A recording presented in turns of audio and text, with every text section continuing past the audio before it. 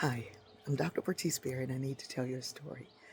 I am still in the mountains, and I'm a little bit late this morning. I'm a little bit high. I'm high on joy.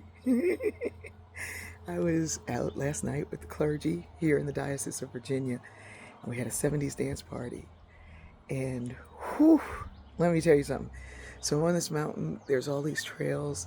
I miss being able to hike the trails. I miss being able to dance like a crazy woman.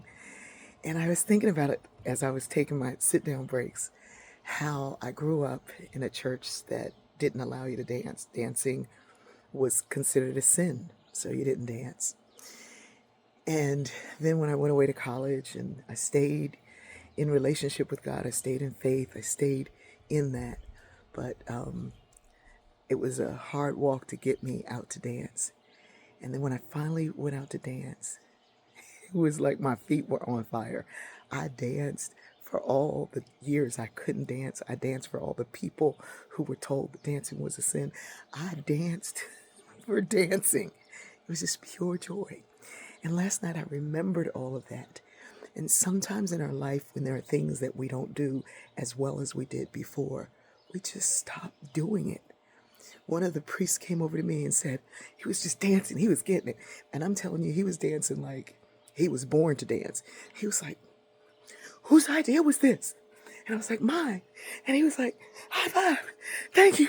And then he danced away. It was,